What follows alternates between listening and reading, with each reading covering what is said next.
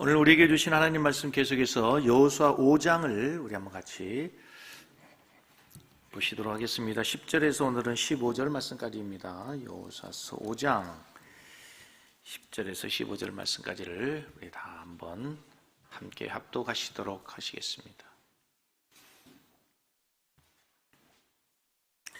또 이스라엘 자손들이 길갈에 진쳤고 그달 14일 저녁에는 여리고 평지에서 유월절을 지켰으며 유월절 이튿날에 그 땅의 소산물을 먹되 그날에 무교봉과 볶은 곡식을 먹었더라.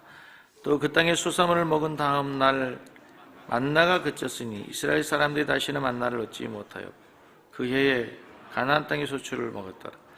여호수아가 여리고에 가까이 이르렀을 때 눈을 들어본즉 한 사람이 칼을 빼어 손에 들고 마주 서 있는지라. 여호수아가 나아가서 그에게 묻되 너는 우리를 위하느냐 우리의 적들을 위하느냐 하니 그가 이르되 아니라 나는 여호와의 군대 대장으로 지금 왔느니라 하는지라.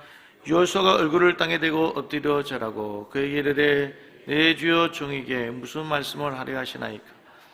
여호와의 군대 대장이 여호수아에게 이르되 내 발에서 신을 벗으라. 내가 선 곳은 거룩하니라 하니 여호수아가 그대로 행하니라. 아멘. 할렐루야. 만나서 반갑습니다. 잘 오셨습니다. 오늘도 예배 성공자 되시기를 바랍니다. 저로 인사하겠습니다. 잘 오셨습니다. 은혜 받고 가시기 바랍니다.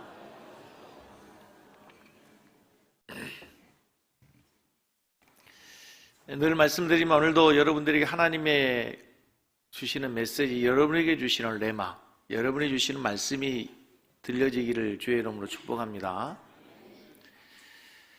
말씀을 듣기 위해서는 마음의 문을 열어야 됩니다. 오늘 여러분 설교를 들으시면서 김종수 목사 설교 점수 평가님 하십시오. 평가는 하나님이 하실 거고요. 여러분들 은혜를 받으셔야 됩니다. 한 40분 정도 설교의 모든 말씀이 다 은혜되는 말씀이 아닙니다. 때로는 내 마음에 와닿지 않는 말씀이 있을 수 있고 어떤 말씀은 내 마음의 신비에 찔림을 주는 말씀이 있을 수도 있습니다. 여러분의 심령을 움직이는 말씀이 있을 수 있습니다. 그 말씀 앞에 도망가지 마시고 그 말씀 앞에 무릎을 꿇으십시오. 그 말씀 앞에 항복을 하십시오. 인생이 바뀌어질 줄로 믿습니다. 하루 종일 도끼질을 하며 나무하는 두 나무꾼이 있었습니다. 한 나무꾼은 한시도 쉬지 않고 계속해서 열심으로 이른 아침부터 저녁까지 도끼질을 했습니다.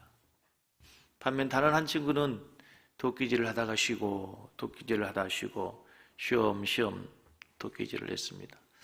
한참을 보니까 열심히 하는 친구가 자꾸 옆에 있는 친구를 보니까 쉬엄쉬엄 돌아가면서 도끼질을 하는 것 같은데도 나무의 짐은 훨씬 더 많아지는 겁니다. 더 열심히 도끼질을 했습니다. 하루를 마치고 이제 나무를 다 마쳐서 나무 짐을 보니 이상한 것은 자기 것보다 훨씬 더 그 옆에 있는 친구의 나무 짐이 크고 많은 것입니다. 이상했습니다. 물었습니다. 도대체 나는 쉴 새 없이 도끼질했고 당신은 쉬엄쉬엄 노는 것 같은데 또 이유를 알 수가 없단 말일세. 친구의 얘기입니다. 저는 도끼질을 하다가 쉴 때면 항상 도끼에 날을 세웠지요. 쉴 때마다 도끼에 날을 갈아왔습니다.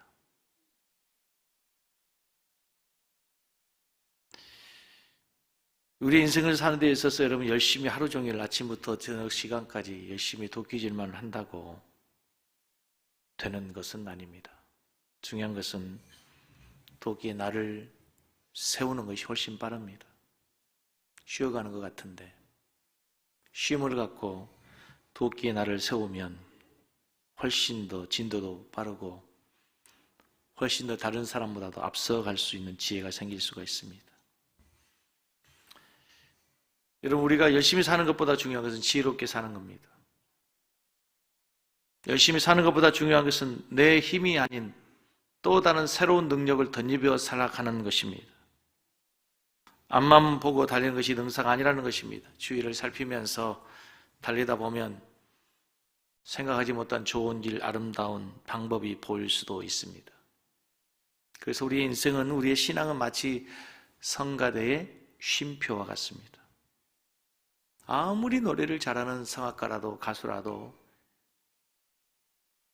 노래하다가 숨이 차고 힘이 들면 쉬어가라고 쉼표를 만들어 놨습니다.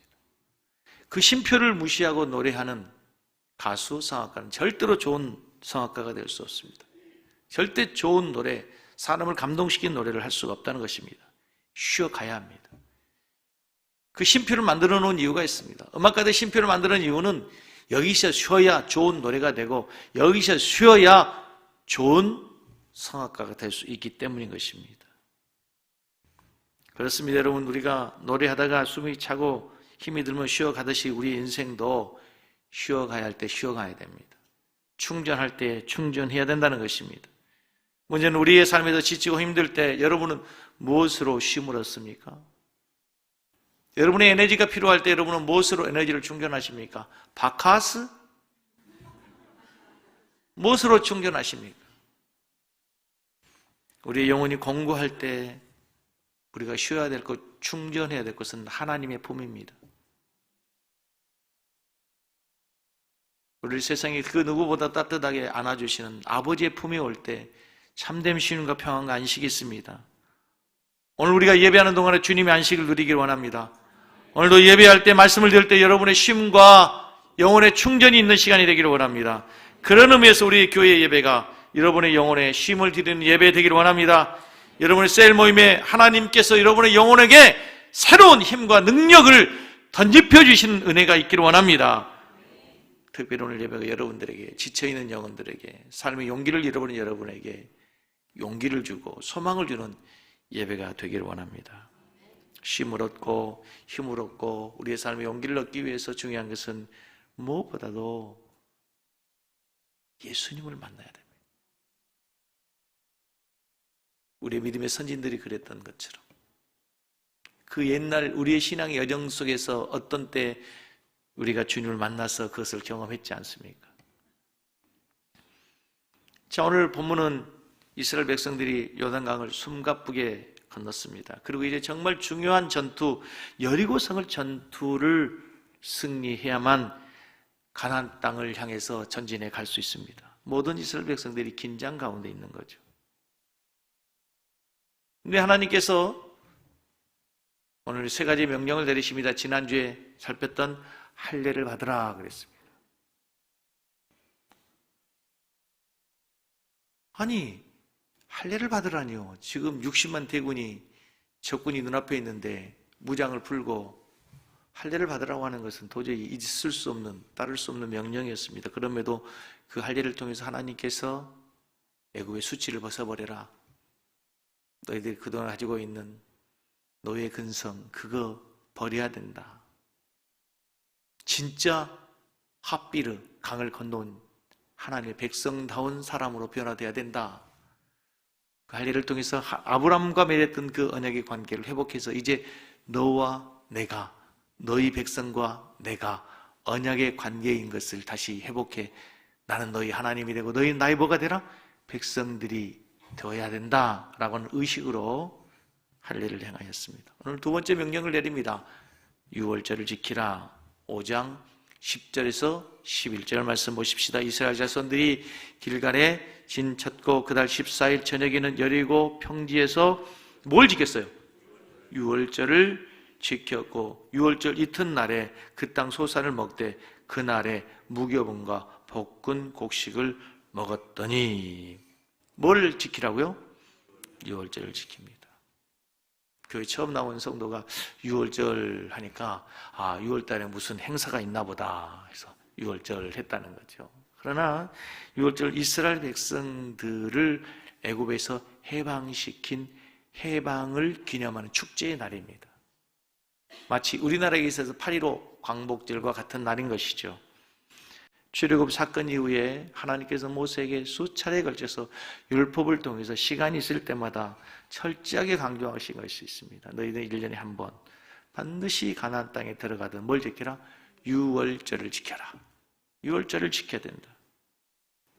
근데 여러분, 지난 40년 동안 광야에서 유월절을 지키지 못하다가 이제 요단강을 건너자마자 첫 번째 유월절을 지킵니다.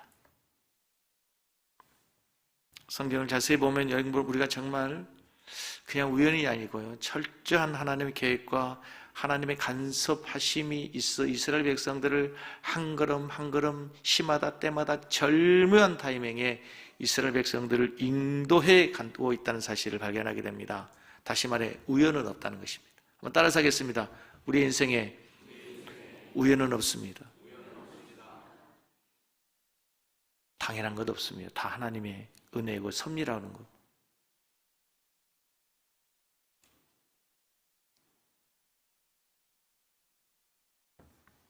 생각해 보십시오. 여러분, 지난주에 우리가 살폈던 그 할례를 받으라 명령하시는 그 장소를 얘기하면서 왜 할례를 그곳에서 받아야 됩니까? 요단강 건너기 전에도 할례를 받으라 얘기할 수 있잖아요. 요단강 건너고 난 다음에 지금 당장에 적군들이 눈앞에 있는 여리고성을 앞에 두고 할례 받을 것이 아니라 여리고성 무너뜨리고 난 다음에 조금 작은 아이성 앞에서 할례를 행하면 안 됩니까? 근데 하나님께서 하필 이스라엘 백성들에게 할례를 명령하신 장소가 뭐라고요? 벌써 다 잊어먹으셨어요? 길갈. 길갈의 뜻이 뭐라 그랬어요? 수치를 벗어나다. 수치가 굴러가다라는 뜻이에요. 그래서 길갈 생각하면 이스라엘 백성들은 그때 우리가 할례를 행하면서 수치를 벗어났지.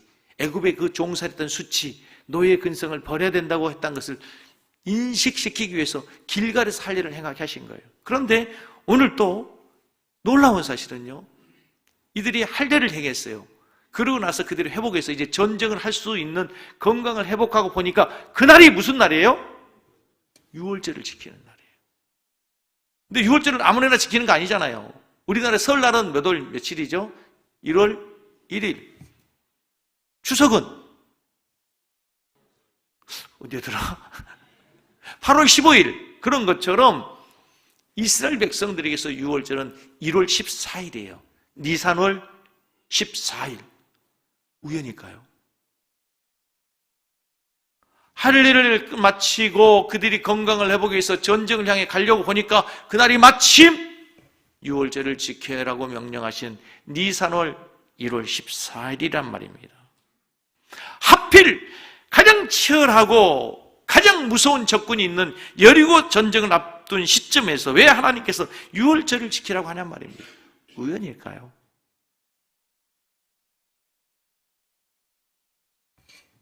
하다 보니 그날이 되는 건가요? 아니라는 거죠. 이 유월절을 통해서 하나님이 또 이스라엘 백성들의 메시지를 주는 거예요. 유월절은 무슨 날이라고 그랬습니까? 애굽에서 이스라엘 백성들이 종살이할 때 하나님께서 애굽의 바로 왕에게 내 백성들을 보내라. 그들이 나를 섬길 것이다. 나는 그들의 왕이 될 것이다. 바로 왕이 말을 듣지 않죠. 그래서 하나님이 바로 왕에게, 애굽에게 10가지 재앙을 내리죠. 근데 그 10가지의 재앙은 다 그냥 재앙이 아니고 뭐예요? 애굽 사람들이 섬기는 신들을 하나님께서 재앙을 내리시는, 그 신들을 이기고 너희들이 섬기는 그 신보다 내가 더 능력 있는 신이라는 것을 보이는 거예요. 그리고 가장 결정적인 마지막 10번째 마지막 재앙은 뭐예요? 애굽의 장자들을 다 죽여버려요. 바로 왕의 장자로부터 시작해서 모든 장자들을 다 죽이면서 끝내 항복을 받아내는 거죠. 그리고 홍해를 건너게 하시는 거죠. 모든 애굽의 장자들이 다 죽었는데 어디 이스라엘 백성들 가정에만큼은 좌우 문선주 임방의 양을 바름으로 죽음의 사자가 넘어간 거예요. 그러므로 유월절은 어떤 날이에요? 이스라엘 백성들에게서는 승리의 날인 거예요. 애굽의 바로왕에게서는 심판과 멸망의 날이고 이스라엘 백성들에게는 승리와 축제의 날인 거예요. 그날은 바로왕을 이긴 날이에요. 애굽의 모든 신들을 이기는 날이에요. 그것을 기념하는 것이 뭐예요? 유월절이란 말입니다. 이제 지금 여리고성을 앞에 놓고 하나님께서 유월절을 지키라고 명령하신 이유는 뭐예요? 너희 조상들이 40년 전에 경험했던 그날을 생각해봐라. 세계에서 가장 강력한 바로 왕을 하나님이 이긴 날이다. 애굽에서 숨기는 모든 신들을 제압하고 너희를 구원한 하나님을 기억하는 날이다. 그 유월절을 통해서 지금 하나님께서 이스라엘 백성들에게 말씀하시는 거예요. 전쟁을 앞에 두고 하나님께서 며칠 전 할례를 행하라 명령하실 때 이스라엘 백성들은 너무너무 두려웠을 거예요. 너무너무 무서웠을 거예요. 도저히 이스라엘 백성들의 입장에서는 마치 배추를 거꾸로 심고 오라고 명령하신 것처럼 받아들일 수 없는, 이해할 수 없는 명령이었어요. 그런데 이제는 그들에게 승리의 확신을 줘야 되잖아요. 전쟁을 해야 되는 이스라엘 백성들이 승리의 확신을 주기 위해서 전쟁 앞에 두려워 떨고 있는 이스라엘 백성들에게 하나님께서 유월절 메시지를 통해서 말씀하시는 거예요. 바로 왕의 장자를 죽이고 바로 왕을 항복시키고 애굽의 모든 열신들을 이기신 너희 하나님 여호와가 이제 가나안 땅에서도 그 승리를 주실 것이다. 그 확실한 승리의 증표 표시가 뭡니까? 바로 유월절을 지키게 하는 거예요. 하필이면 그때 유월절을 통해서 하나님께서 이스라엘 백성들에게 승리의 표시, 승리의 확신을 주시기 위해서 하나님께서 그 땅에 첫 번째 유월절을 그때 행하게 하시는 거예요. 그리고 오늘 본문을 자세히 보시면 10절인가요? 5장 10절 말씀을 보시면 이스라엘 자손들이 길갈에 진쳤고, 혼자 읽으면 재미없어요. 그달 14일 저녁에는 여리고 평지에서 유월절을 지켰으며 11절 유월절 이튿날에 그 땅에 뭘 먹었다고요? 그 땅에 뭘 먹었다고? 소산물을 먹되 그날에 무교병과 볶은 곡식을 먹었다. 유월절을 지켰다 끝나지 않고 뭘 먹었다고 그래요? 그 땅에 소산을 먹었대요. 이게 얼마나 놀라운 메시지인가 보십시오. 이스라엘 백성들은 광야에서 40년 동안 뭘 먹었죠? 만나를 먹었어요. 메추라를 먹었어요. 처음에는 너무 맛있어요. 와, 우리에게 이런 맛있는 음식이 있다니. 그런데 1년 먹어봐요, 2년 먹어봐요. 입에서 냄새 나서 못 먹겠어요. 그래서 하나님께 불평했잖아요. 그래서 하나님께서 약속을 해주셨죠. 이제 내가 이스라엘 백성들에게 약속하실 때 너희들이 젖과 꿀이 흐르는 땅에 가면 농사를 지을 거야. 내가 너희들이 약속할게. 너희들이 종살이에서는 너희들이 아무리 노력해도 애쓰고 하루 종일 이른 아침부터 저녁까지 노고해도 너희들은 수고해도 너희들의 소출을 먹지 못하고 다 주인이 가져가고 너희들에게는 아무런 수독이 없었잖아. 그러나 이제 내가 저 땅에 가면 너희들이 희망을 하나 줄게. 너희들이 축복을 하나 줄게. 그게 뭐예요? 그 땅의 소출을 너희들이 마음껏 먹을 거야. 약속해 주셨단 말이에요. 자, 그런데요, 농사를 지어서 수확을 얻으려면 최소한 얼마의 시간이 필요하죠? 1년이. 이모작인 경우에는 2번을 할 수 있겠지만 보통 평상시에는 한 번 농사를 지으려면 1년의 시간이 필요해요. 근데 이들은 지금 농사를 짓지 않았다는 것을 우리가 쉽게 알 수 있어요. 강을 건너온 지 얼마 되지 않았어요. 농사를 짓지 않았어요. 그런데 그 땅에 소출을 먹고 있대요. 이게 뭐예요? 하나님의 약속이 지금 이루어지고 있는 거예요. 봐, 내가 너희들에게 그 땅에 나는 소산을 먹게 해준다고 했잖아. 앞으로 너희들은 계속 이 소산을 먹을 거야. 이것보다 더 분명한 승리의 증표가 뭐예요? 이것보다 더 확실한 사인이 뭐냐고요 말이죠.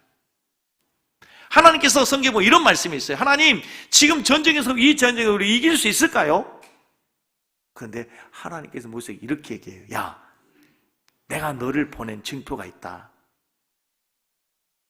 지금 난 당장 하나님 이 적군을 어떻게 이겨야 되게 하시지 않겠습니까? 했더니 너희들이 저 산에서 나를 예배하고 나를 경배하는 날이 올 거야. 무슨 얘기예요?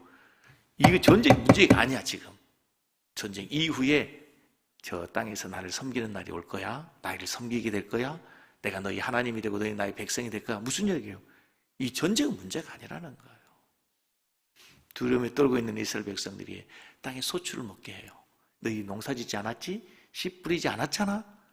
너희들이 김맨 적 없고 병충해 예방한 적 없어. 그런데 그 소출을 먹으면서 하나님이 우리에게 이 승리 후에 이 땅의 소산을 먹게 하신다고 약속처럼 우리의 승리를 보장해 주시는구나.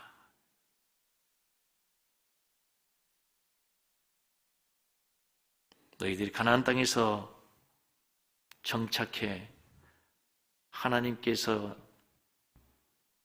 너희들에게 약속해 주신 농사를 짓겠다고 하는, 그리고 그 땅의 소산을 먹게 해주겠다는 승리의 사인을 확인하도록 하여 두려움에 있는, 불안에 떨고 있는 이 이스라엘 백성들에게 다시 한번 하나님 말씀하시는, 염려하지 마. 이 전쟁은 너희들이 하는 것이 아니야. 이 전쟁은 내가 승리하게 할 거야. 내가 홍해를 건너게 하신 것처럼 여리고를 무너뜨릴 거야. 내가 조금 전 요단강을 건너게 한 것처럼 이 여리고성도 내가 무찌르고 내가 승리토록 할게라고는 하나님의 강력한 구원의 메시지로 믿습니다. 할렐루야. 문제는 너희들이 유월절을 지키면서 애굽에서 너희를 구원하신 하나님을 기억해라, 홍해를 건너게 하신 하나님을 기억해라, 이 땅의 소산물을 먹게 하신 하나님을 기억해라, 여리고성을 무너뜨릴 그 순간에도 하나님을 잊지 말아라. 아멘. 그리고 이제 하나님께서 보다 더 구체적으로 그 전쟁에 승리하는 방법을 보여주십니다. 그게 뭡니까? 여호와의 군대 장관을 만나게 하시는 거예요. 오늘 본문 말씀을 보면 여호수아가 일승일승의 가장 중요한 사건을 만납니다. 바로 여호와의 군대 장관을 만나는데 13절과 14절을 같이 읽겠습니다. 여호수아가 여리고에 가까이 이르렀을 때에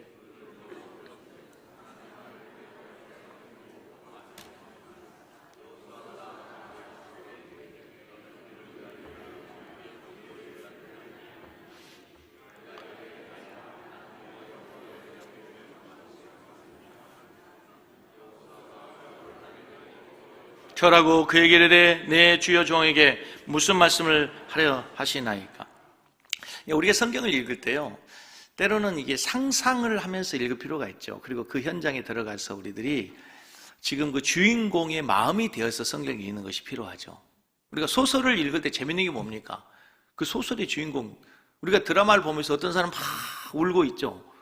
그 드라마의 주인공과 감정이 입이 돼서 그 드라마의 주인공과 함께 지금 그 장면을 느끼는 거잖아요. 근데 구경만 하면 재미가 없어요. 구경만 하면. 이 성경도 마찬가지예요. 지금 여러분 여호수아라고 생각해 보십시오. 얼마나 두려울까요? 조금 전 요단강을 건넜지만 긴장하고 있지 않겠습니까? 두려워하지 않겠습니까?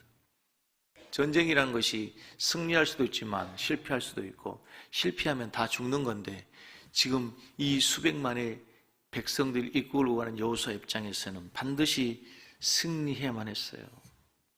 그래서 모든 사람들이 잠들고 있는 사이 여호수아가 홀로 여리고성 근처에 가서 전략을 구상했을 것입니다.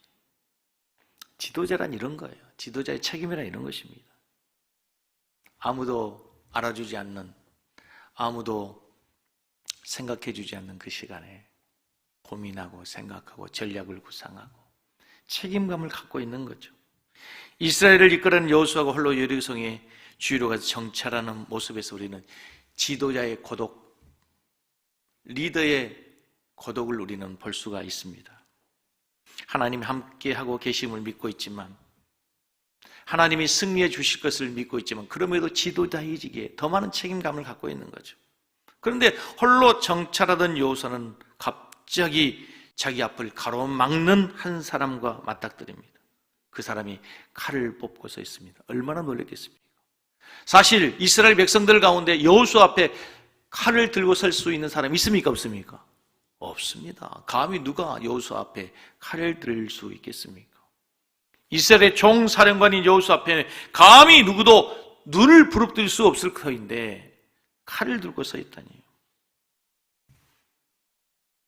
여호수아가 두려워하고 묻습니다. 너는 우리를 위하느냐, 우리의 대적을 위하느냐. 그러니까 지금 보는 순간 여호수아 입에서 나오는 얘기가 너 우리 편이야, 적구냐 하는 걸 봐서 여호수아가 이 전쟁에 대한 부담감, 승리에 대한 압박감이 얼마나 큰지 우리는 충분히 유추해 볼 수 있단 말입니다.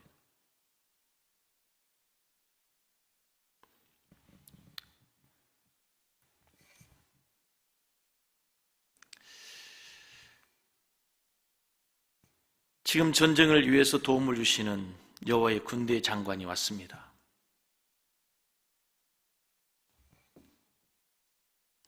내가 하나님이 고르신 군대 장관이다. 그 말을 듣는 여호수아의 반응이, 지금 여러분들이 여호수아의 입장이라고 하면 무슨 말을 해야 합니까? 그 상황에 무슨 말을 해야 본문의 문맥의 흐름상 맞습니까? 너는 나의 편이냐 적군이 했더니 나는 하나님 여호와의 군대 장관이다 라고 얘기했을 때 우리는 이렇게 물어야 됩니다. 하나님, 여기 여호와의 군대 장관이라고 하는 것은 때로는 여호와의 천사라고도 표현하고 여호와의 사자라고도 하고, 이것을 모든 복음주의 신학자들은 구약의 그리스도의 현현이라고 얘기합니다. 예수님이 육신되어서 인간들에게 모습으로 나타난 예수님이라고 표현을 해요. 그게 중요한 것이 아니라 그 여호와의 군대 장관, 다시 말 하나님의 사자에게 우리는 지금 전쟁을 앞에 두고 있어서 여호수아의 입장이라면 뭐라고 묻냐면, 하나님, 이 전쟁을 위해서 내가 무엇을 해야 되겠습니까? 전쟁을 위해서 비법을 가르쳐 주십시오. 군사들의 훈련을 어떻게 할까요? 전쟁의 작전을 어떻게 펴야 되겠습니까? 전쟁 승리를 위한 비책을 물어야 문맥의 흐름상 만든단 말입니다. 그런데 오늘 본문 말씀을 다시 한번 보십시오. 11절 말씀 보면은 6월절 10절에 이스라엘 아니죠. 13절 여호수아가 예리고에 가까이 이르렀을 때 눈을 들어본 즉 한 사람의 칼을 빼고 손에 들고 마주서 있는지라. 여호수아가 나가서 그들의 묻되 너는 우리를 위하느냐 적들을 위하느냐 하니 그가 이르되 아니라 나는 여호와의 군대 장관으로 여기 왔다 하니까 여호수아가 뭐라고 얘기해요? 얼굴을 땅에 대고 엎드려 절하고 그에게 이르되 내 주여 종에게 무슨 말씀을 하시려나이까. 우리는 뭐라고 물어야 된다고요? 하나님, 어떻게 승리를 할까요? 전쟁 비법을 가르쳐 주십시오. 이렇게 물을 것 같은데 여호수아는 그게 아니에요. 하나님, 저에게 무슨 말씀을 하시겠습니까? 종에게 말씀하여 주십시오. 종이 듣겠습니다. 모든 성경에 나타난 위대한 믿음의 영웅들은 하나님 앞에서 늘 이렇게 물었어요. 따라서 하겠습니다. 주여, 말씀하옵소서. 종이 듣겠습니다. 이게 믿음의 영웅과 우리의 차이예요. 지금 제가 뭘 말씀하는지 아시겠어요? 우리는 당장 문제가 급해요. 시급해요. 하나님, 이 문제 어떻게 할까요? 하나님, 지금 내 아들 문제도 있고 건강의 문제도 있고 하는 남편의 문제도 있습니다. 영적인 문제도 있습니다. 하나님, 어떻게 할까? 늘 우리 이렇게 시급한 문제를 갖고 하나님께 질문한단 말입니다. 그런데 하나님, 사용하시는 믿음의 종들은 이렇게 얘기해요. 하나님, 종에게 무엇을 원하시나입니까? 주님, 종에게 말씀하여 주십시오. 제가 무엇을 해야 됩니까? 하나님, 오늘 저에게 해야 될 주님의 말씀을 주십시오. 이번 한 주간 여러분 기도하실 때에 여러분의 필요를 당장 저 가나안의 7 족속을 무찌를 수 있는 비법을 가르쳐 주십시오. 여리고성을 무너뜨릴 수 있는 방법이 무엇이겠습니까? 이 말이 지금 우리 앞에 닥친 당장의 문제 아닙니까? 주님, 여리고성을 무너뜨려야 됩니다. 카드 막아야 되고요. 건강의 문제 해결해야 되고요. 내 자식 문제 해결해야 되고 결혼의 문제도 해결해야 되고 여리고성이에요. 가나안 앞에 있는 적군이란 말입니다. 그런데 하나님의 사람들은 그렇게 묻지 않는다니까요.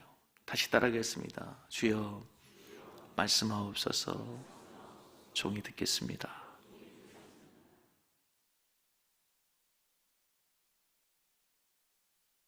당신은 나의 편입니까? 적군입니까? 얘기할 때 하나님은 나는 너의 편도 아니고 적군도 아니다. 너는 먼저 너의 신발을 벗으라, 이렇게 말씀하십니다. 여러분, 하나님이 누구 편입니까? 하나님이 누구 편입니까? 우리 편입니까? 연고전 할 때 서로가 다 두 팀이들이, 연고전은 좀 얘기가 잘 안 되니까 장로회 신학교하고 침례회 신학교하고 축구를 합니다. 하나님께 기도합니다. 주여, 우리 편 얘기해 주십시오. 하나님 누구 편입니까? 장로교 편입니까? 침례교 편입니까? 유명한 얘기 있지 않습니까? 남북 전쟁을 할 때, 남쪽과 미국의 남북 전쟁을 할 때, 남쪽에서 북쪽에서 서로를 위해서 기도할 때 하나님 누구 편입니까? 링컨 유명한 얘기 있지 않습니까? 내가 먼저 하나님 편에 서라. 그 얘기가 이 말입니다. 누구 편이냐? 야, 내가 너를 도울 수 있도록 네가 나의 편이 돼. 내가 너를 도울 수 있도록 네가 나의 편에 서고 나를 도울 수 있는 그릇이 되면 나는 너를 도울 수밖에 없어.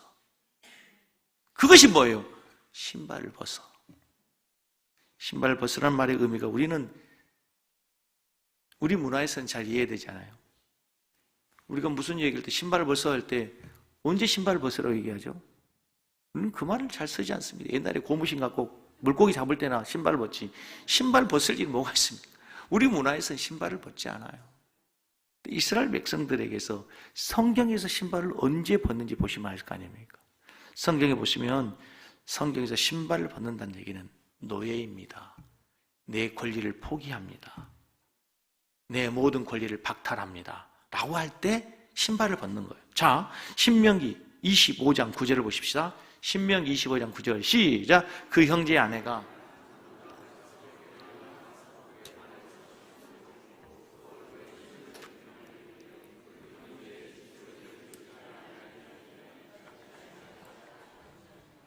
무슨 얘기냐면 신명기 25장을 앞에서부터 보면 이제 형사 취수제라는 유대인들의 아주 독특한 문화가 있어요. 형이 결혼해서 자식 낳고 살다가 갑자기 죽었어요.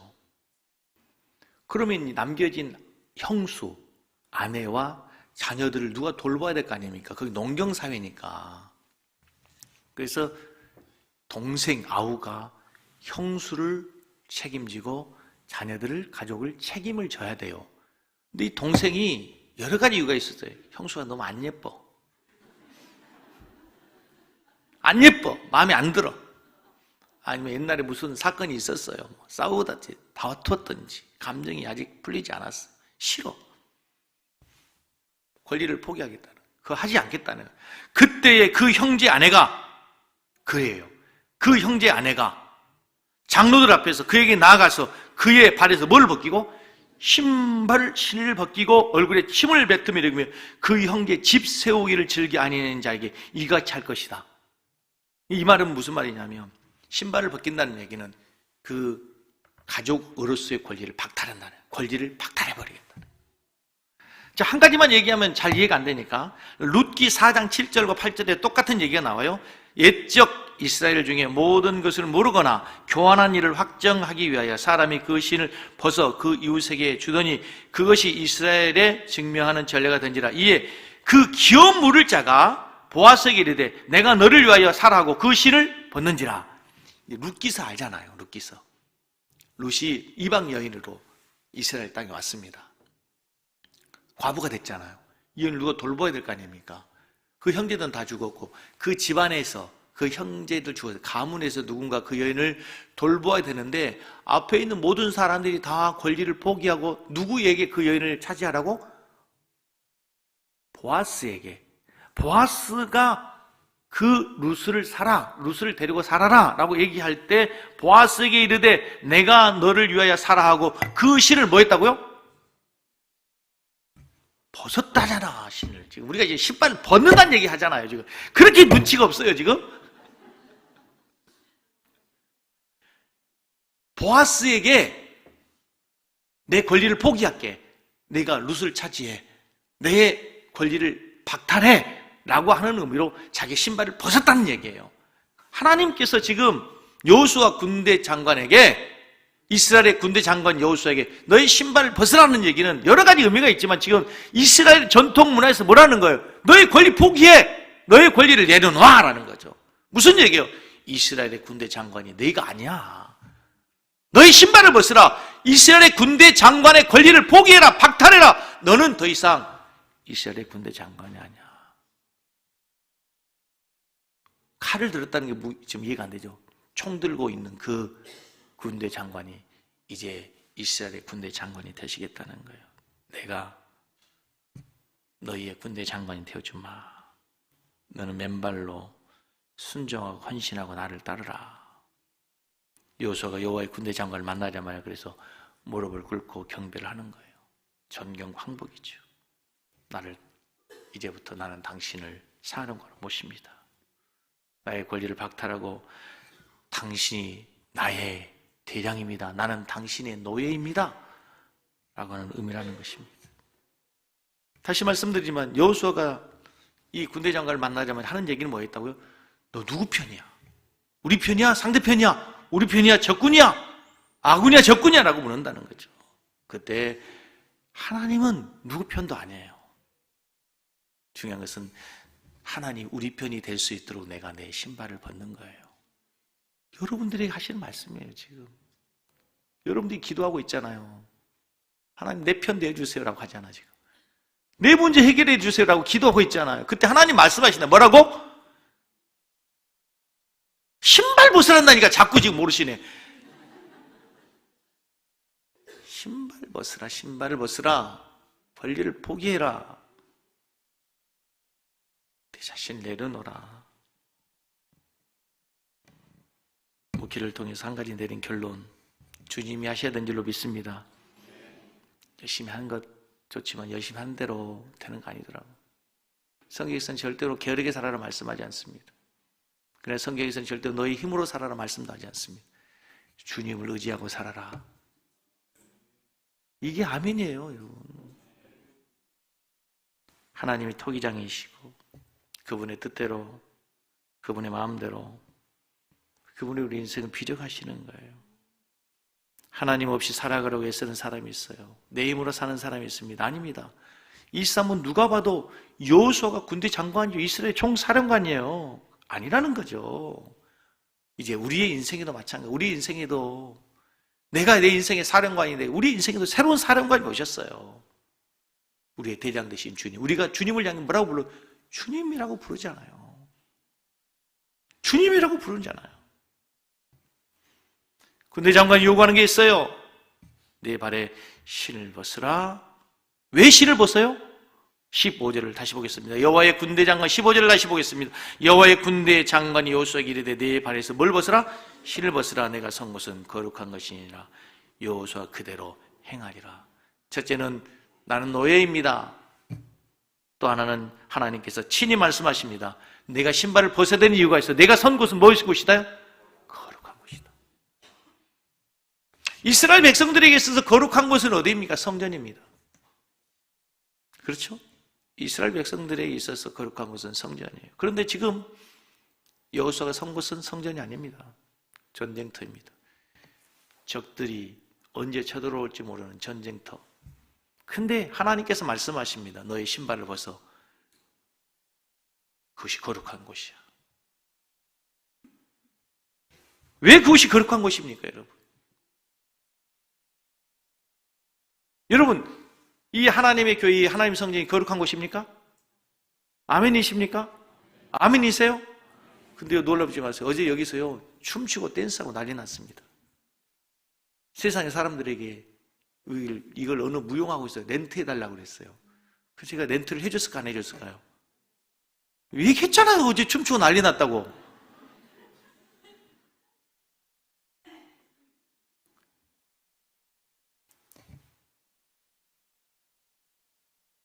아주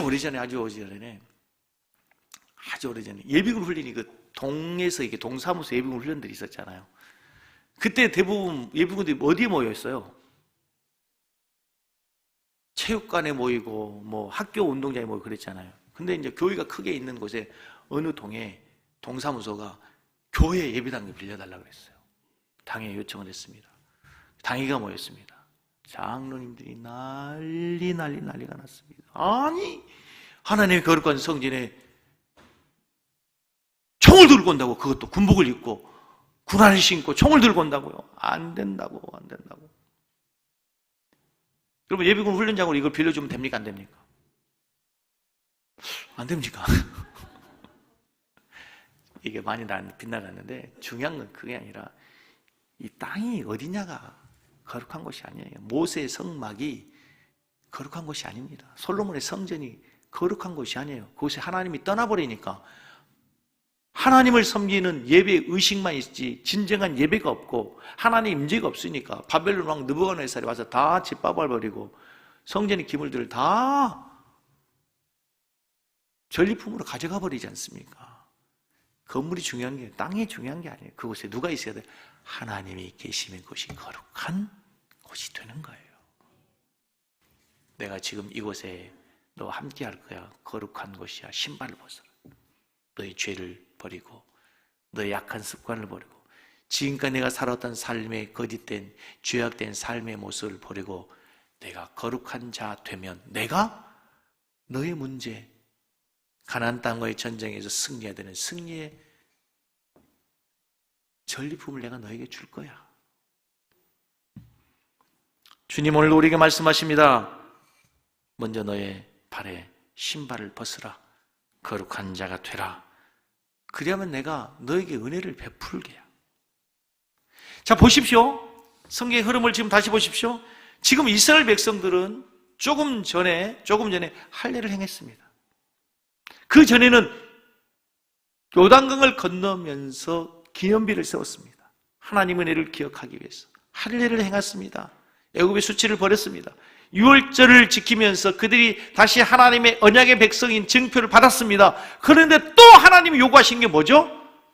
거룩해라, 거룩해라. 여러분, 매일매일 우리가 하나님 앞에 기도해야 될 기도의 제목이 뭡니까? 우리는 돈을 주세요, 하나님. 내일도 돈을 주세요. 올해도 돈을 주세요. 기도하는 내용이 똑같습니다. 대부분 똑같아요. 여러분, 기도를 한번 녹음기에 녹음해서 스마트폰 녹음 기능이 되니까 녹음해서 들어보세요. 아마 오늘 기도나 내일 기도나 모레 기도나 거의 비슷합니다. 다 달라는 얘기입니다. 하나님께서 오늘 우리에게 말씀하십니다. 아니야, 그거 달라고 하기 전에 난 너에게 먼저 말했어. 할례를 받아라, 유월절을 행해라, 신발을 벗으라. 계속 똑같은 얘기. 하나님도 뭐예요? 거룩해라, 나의 백성다운 백성이 되라, 나 하나님 여호와를 기억해라. 계속 반복된 얘기. 우리와 하나님의 얘기가 늘 반복이야. 우리는 돈 주세요. 돈.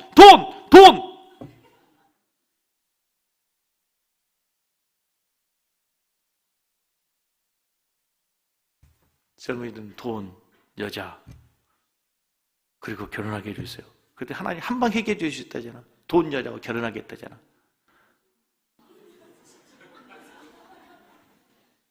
하나님은 계속해서 우리에게 그렇게 말씀하시는 거예요. 계속해서 똑같이. 우리가 계속 똑같은 얘기하는 것처럼 할례를 받아라, 유월절 지키라, 내 발에 신을 벗으라. 하나님의 대답과 여호와의 대답이 너무 달라요. 여호수아는 우리 편이냐 적군이냐. 하나님 말씀하신 너 신발을 벗으라, 내 편에서 거룩해라고. 내가 너를 도울 수 있는 사람이 되라고. 내가 너에게 은혜를 베풀 수 있는 거룩한 사람이 돼. 내가 너에게 은혜를 마음껏 베풀 수 있는 믿음의 사람이 되라고. 믿음의 그릇을 준비하라고. 그러면 내가 채울게. 귀 있는 자는 들을 수 있기를 주의 이름으로 축복합니다. 다시 말해 우리는 승리의 눈앞에 있어요. 승리에 배고파 있어요. 목적 지향적이에요. 승리를 쟁취하려고요. 그런데 승리 이전에 하나님이 요구하는 것이 있다는 거예요. 우리가 하나님 편에 서는 거예요. 신발을 벗는 거예요. 그러면 하나님이 책임져 주실 줄로 믿습니다. 할렐루야. 군대 장관 이야기를 하는데 왜 그럴까요? 갑자기 저희 어머니 생각났어요. 군대 장관 이야기를 묵상하는데 왜 어머니 생각이 났을까요? 저희 어머니는 어린 저에게는 슈퍼맨 같은 분이 모든 걸 다 해결해 주시는, 무조건 저의 편이셨어요. 우리 어머니는 무조건 저의 편이셨어요. 동네 누구도 감히 저를 건들 수가 없었습니다. 저희 1년 선배 누군가 저 한번 건드리고 때렸다가 아주 그 집 난리 났습니다. 난리 났어요. 엄마까지 아빠까지 다 와가지고 사과하고 난리 났어요. 우리 종수 때렸다고. 제 나이가 이제 주기적으로 염색을 해야 될 만큼 흰머리가 나는 나이 됐습니다. 그런데도 어머니의 사랑, 어머니의 품, 어머니의 냄새가 그립고 잊을 수가 없습니다. 제가 교회를 개척할 당시 어머니는 나이 들었고 힘이 들으셨습니다. 능력도 없었습니다. 농사를 짓는 농부로 살다가, 농부의 아내로 살다가 어느 날 갑자기 목사의 어머니가 됐습니다. 할 수 있는 일이 별로 없으셨을 거예요. 근데 못난 자식을 위해서 할 수 있는 것, 기도하시기 위해서 늘 잘하는 유창한 기도도 아닙니다. 모든 찬송가가 똑같습니다. 1장부터 마지막 장까지 모든 곡조가 다 똑같아요. 그런데도 그런 분이 늘 아침이면 저녁이면 예배당에 가서 지하대에 가서 기도하셨어요. 여러분, 오늘 하나님 말씀이 그런 거예요. 6월절 어린 양, 우리를 위해 죽으신 예수님 기억하는 것. 여호와의 군대 장관도 지금 왜 온 거예요? 왜 오신 거예요? 내가 너 도와줄게. 내가 너의 문제 해결해 줄게. 나는 너의 편이야. 여호수아는 물었지만 하나님은 이미 여호수아를 돕기 위해서 오신 거죠. 늘 우리를 위해서, 늘 우리 곁에서 우리 편이 되어주신 분이 예수님, 그분이 우리와 함께 계신 줄로 믿습니다. 다시 말씀을 해줄게요. 하나님께서 여리고성 정복에 앞서서 4가지의 명령을 내립니다. 길갈에 기념비를 세워라, 할례를 행하라, 유월절을 지키라, 네 발에 신을 벗으라. 똑같은 얘기입니다. 따라서 하겠습니다. 하나님 바라보라. 하나님 없이 너희는 살 수 없다. 너는 나의 백성들이다. 이거예요. 명확하죠? 설교가 이해가 됐어요? 은혜가 되셨어요? 아멘은 무슨 아멘이? 그렇게 살아야 되는 거예요, 이제. 그렇게도 주님만 바라보고 하나님 살 수 없습니다 고백하면서 주님만 의지하며 살 수 있다고 고백하시면 아멘! 아멘! 찬양하겠습니다.